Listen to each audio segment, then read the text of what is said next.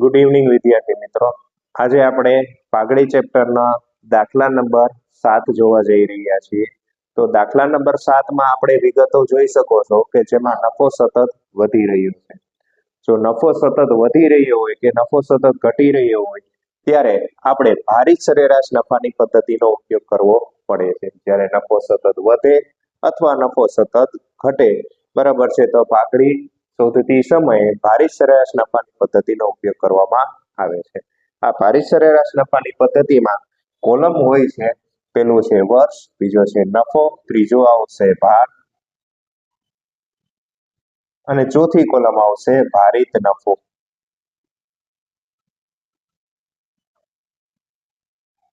ભારિત નફો બરાબર શું આવશે? તો કે ભાઈ ભાર ગુણ્યા નફો. એટલે આ જે નફો આપણને મળે છે એને ભારિત નફા તરીકે ઓળખવામાં આવે છે. ભારિત નફામાં ભાર આપતી વખતે ખાસ ધ્યાન રાખવાનું, ક્રમમાં જ ભાર આપવાનો થશે. 1, 2, 3, 4, 5.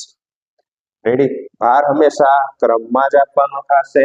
તો 5 છે એટલે આ જે વસ્તુ આપણે શોધીએ છીએ એને કહેવાશે કુલ ભાર. કુલ ભાર બરાબર આપણી પાસે કેટલા આવશે? 15.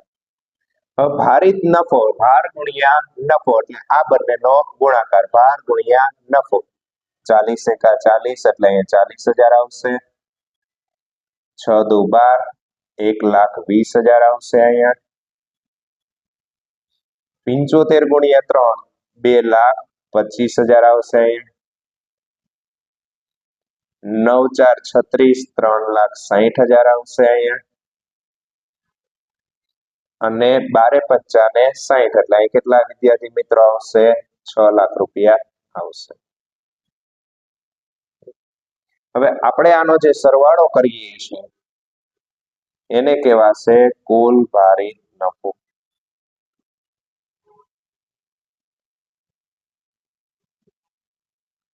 કુલ ભારિત નફો. તો કુલ ભારિત નફો આપણે શોધવાનો છે. તો કુલ ભારિત નફો આપણે શોધીએ તો કેટલા આવશે વિદ્યાર્થી મિત્રો?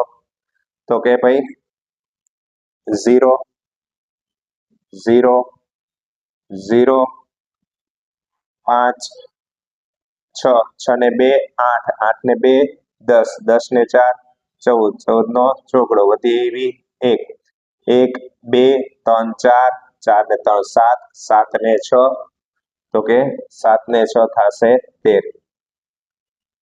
રેડી? છતાં પણ આપણે એલસીમાં ચેક કરી લેવો.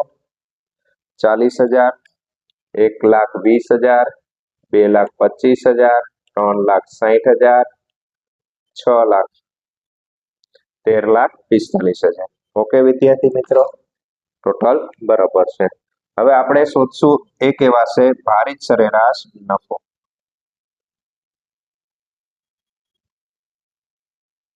ભારિત સરેરાશ નફો બરાબર કુલ ભારિત નફો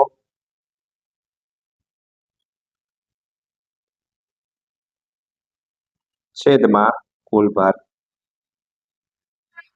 કુલ ભારિત નફો છેદમાં કુલ ભાર. તો કુલ ભારિત નફો કેટલો આવ્યો વિદ્યાર્થી મિત્રો? 13,45,000 છેદમાં કુલ ભાર એટલે કેટલા આવશે? 15. તો હવે એને ભાગ્યા 15 કરીએ વિદ્યાર્થી મિત્રો એટલે આપણો જવાબ કાક આવે છે 89,666.67.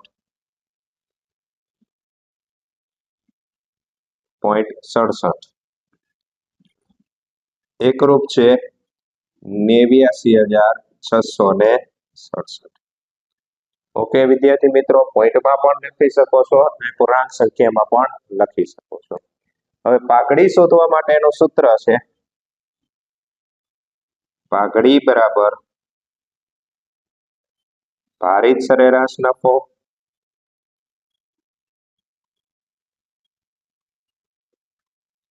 ગુણ્યા ખરીદીના વર્ષો.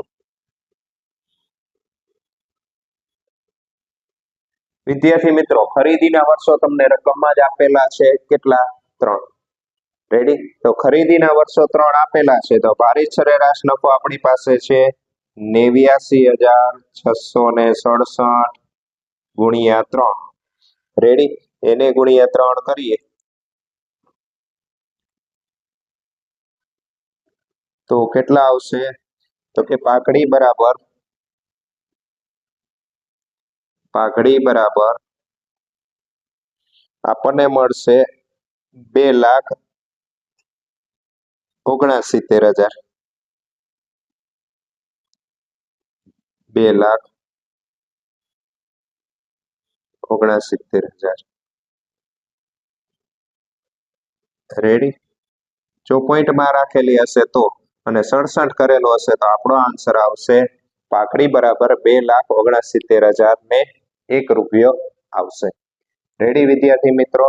તો આ ભારિત સરેરાશ નફાની પદ્ધતિનો આપણે ઉપયોગ ક્યારે કરીશું? જ્યારે નફો સતત વધતો હોય અથવા નફો સતત ઘટતો હોય. રેડી? તો સાદા સરેરાશ નફાની પદ્ધતિની જે ખામી છે એ શું ખામી હતી? તો કે ભાઈ એમાં ખામી એ હતી કે ભાઈ આપણે નફાના વલણને ધ્યાનમાં નહોતું લેવામાં આવતું. એની આ ખામીને દૂર કરીને ભારિત સરેરાશ નફાની પદ્ધતિનો ઉપયોગ કરવામાં આવે છે. આવી જ રીતે હજી આપણે જોવાના છીએ અધિક નફાની પદ્ધતિ. ઓકે વિદ્યાર્થી મિત્રો, થેન્ક યુ. હવે આપણી જ ચેનલ JS Tutorial એકાઉન્ટ બુકને લાઈક કરો, સબસ્ક્રાઇબ કરો અને કોમેન્ટ કરો. Thank you.